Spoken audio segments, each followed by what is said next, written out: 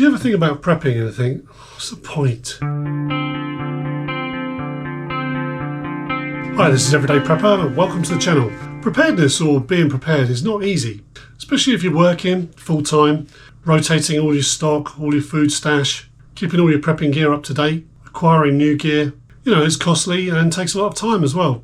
And I know every prepper gets this, or a lot of preppers get this every now and again. That over the years, you kind of start thinking, you know, what's the point? Nothing major's really happened. Why am I doing all this? Why am I putting all this effort in? And you know, I've seen other creators on YouTube say the same sort of thing, really, and it's a good point, because it can become a bit of a drain on finances, on your time, and on your own efforts as well. But I was reminded the other day why I prep. First of all, you never know what you're prepping for. You can set out to prep for something specific. You can start off thinking you're prepping for something specific. You know, I tend to prep overall for like a grid down scenario. If there was no power, if there was no electricity, what would I do? And I prep accordingly, because eventually that would lead to, it can lead to all kinds of things, which, you know, I'll come back to in a second. But I was reminded the other day, I was on my computer in one room, my wife was watching some telly in the other room, and suddenly all the power went off, everything.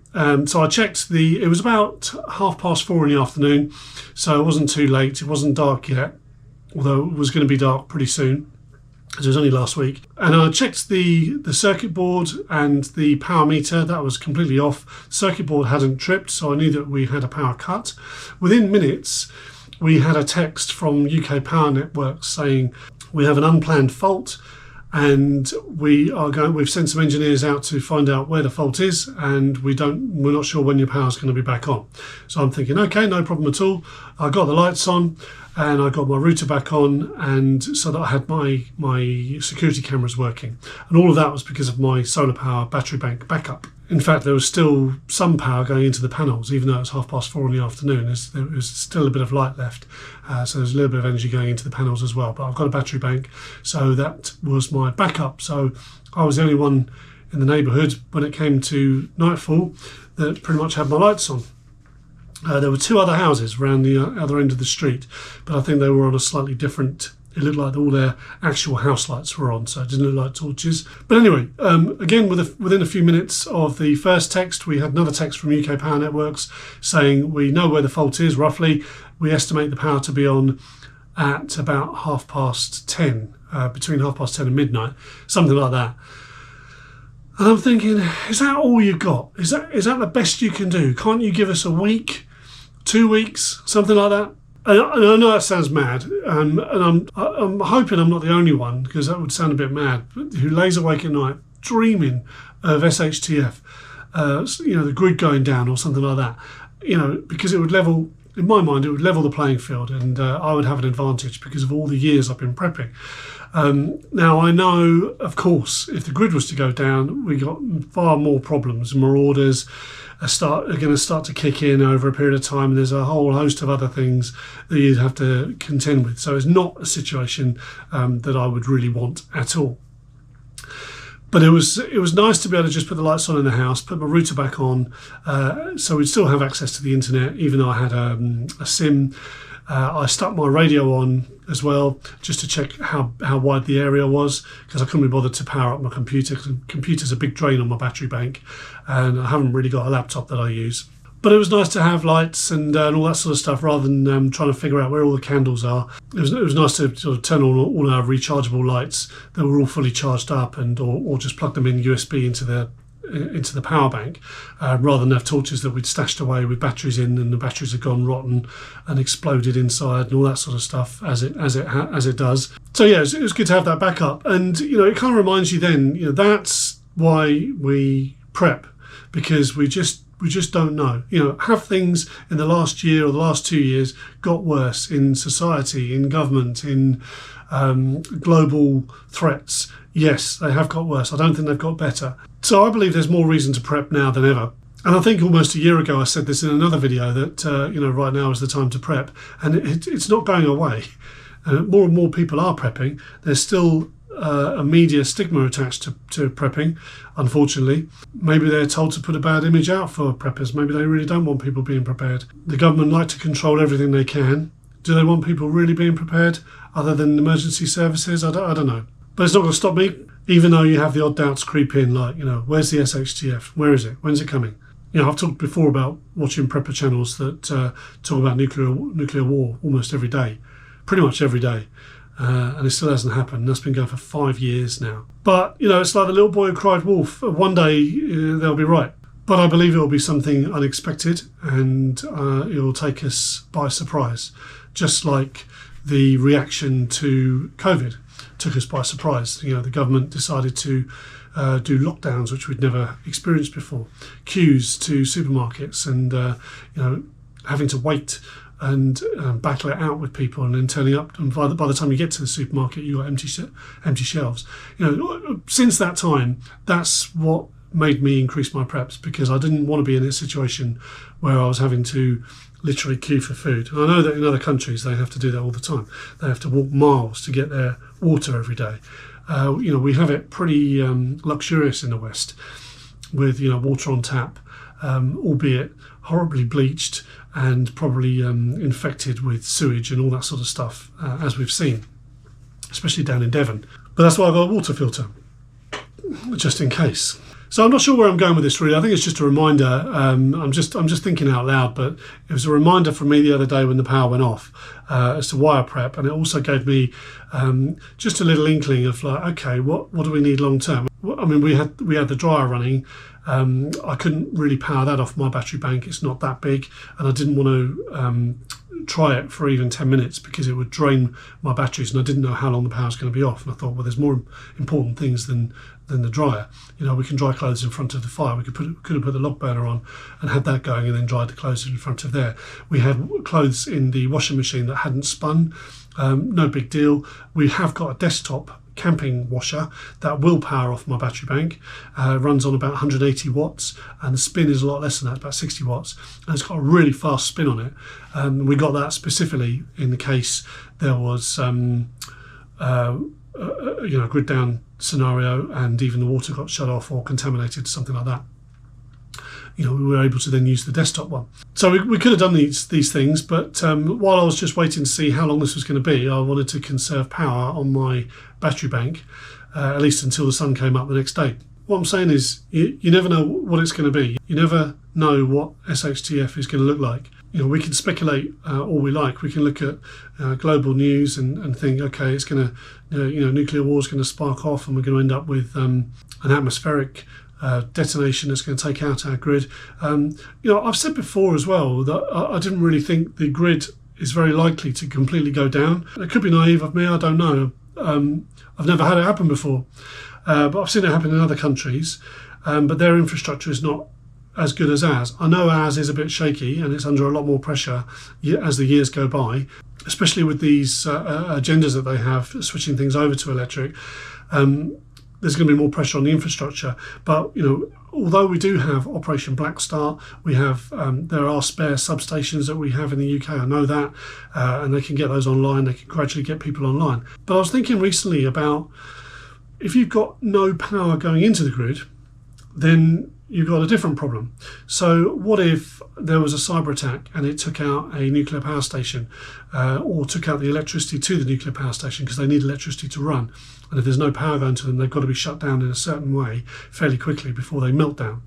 Look at the Fukushima disaster. Look at our gas-fired power stations.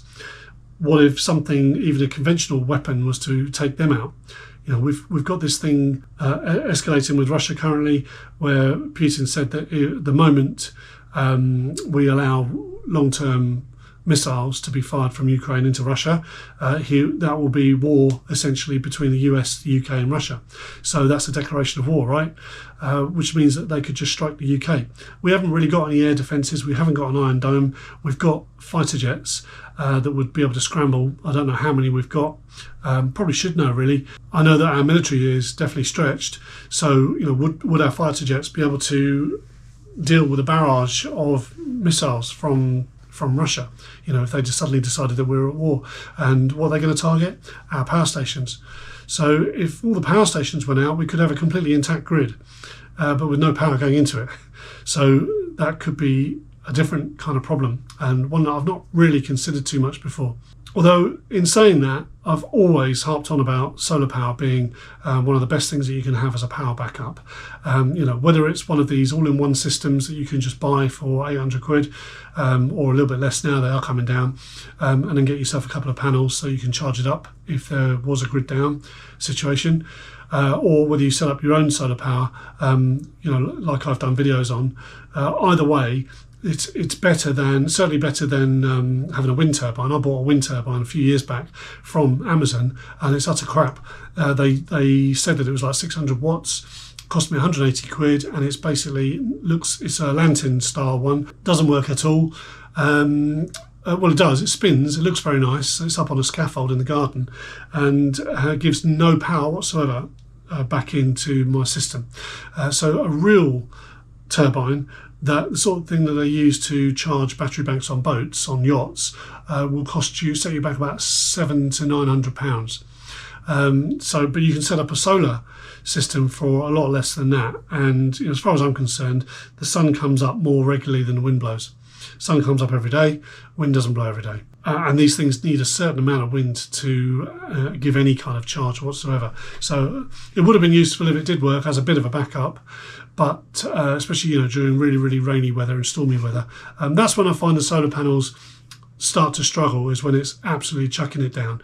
If it's not chucking it down and it's daylight, I get plenty of charge going into my batteries on all of my systems. You know, I charged up my my power tools. I've got some power, an impact driver and a drill, which have these snap-on battery banks, and you can switch them between the two. And they're only 3 amp hour, 18 volt, 3 amp hour. It was at 54 watt hours. So, you know, you can charge them literally within minutes, less than an hour it takes to charge them up. Because, you know, I've got, between all my systems, I've got sort of nearly a kilowatt coming in from the solar panels. So yeah, charge up the batteries, which means I've always got my power tools on hand. So, you know, if the grid was down, if we had a power cut, it was prolonged and it was national, and you started to have, you know, as I said before, you started to have other things going wrong, like, you know, society starts to break down, your rubbish not being collected, supermarkets having to shut down because they haven't got, they've run out of fuel for their generators for the fresh food.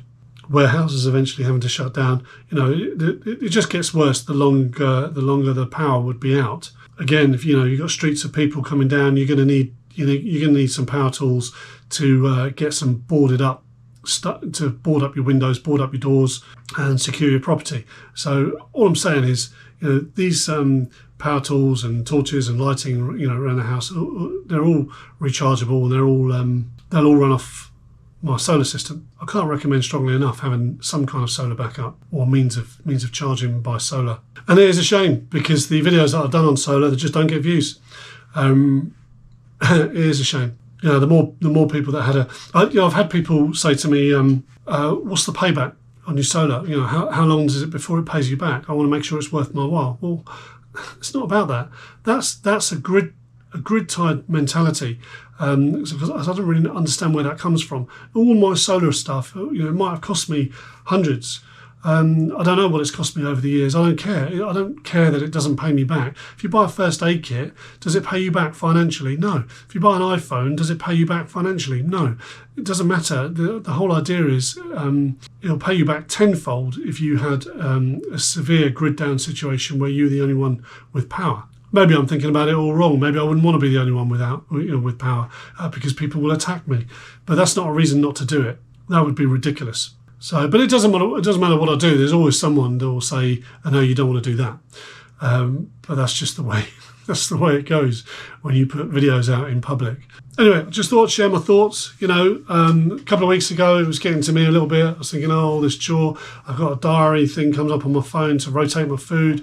And my stash, keep it all topped up. You've got all these things to think about, and that's just the prepping. Then you've got a full-time job, and then you've got to make videos. Well, you don't have to make videos, but I enjoy making videos. But it's a lot of work. It's a lot of work doing the research, getting camera equipment all set up and everything else.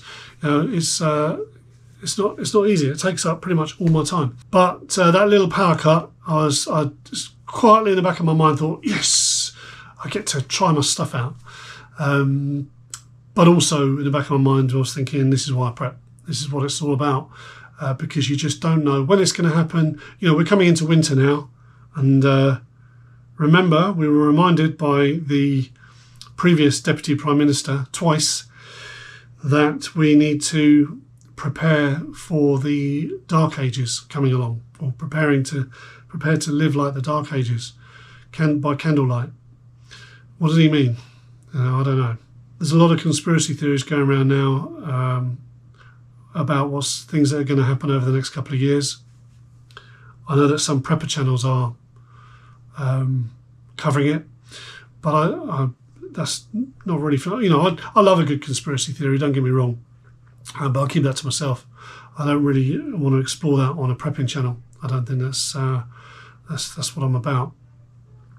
But what I am about is preparing for as many scenarios as you can, and that is just looking at the basics. So this isn't a video about the basics of prepping. That's for another time. As we're coming into winter, don't write off solar power as something that's not going to work for you. If you haven't looked into it, please do look into it as a backup method of power. And with that, I've got a few other projects coming on, especially to do with solar power as well, which nobody will watch, but never mind, I'm doing it anyway because it's for me. But I'm going to film it and I'm going to get the video up.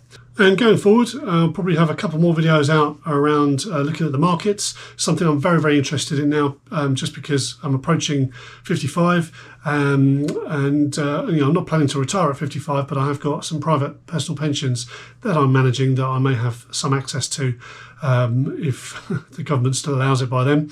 And they're invested in various things. So the stock markets are of big interest to me. So I may do some sort of not live, but talking on a video about what the markets are doing and possibly why, speculating why.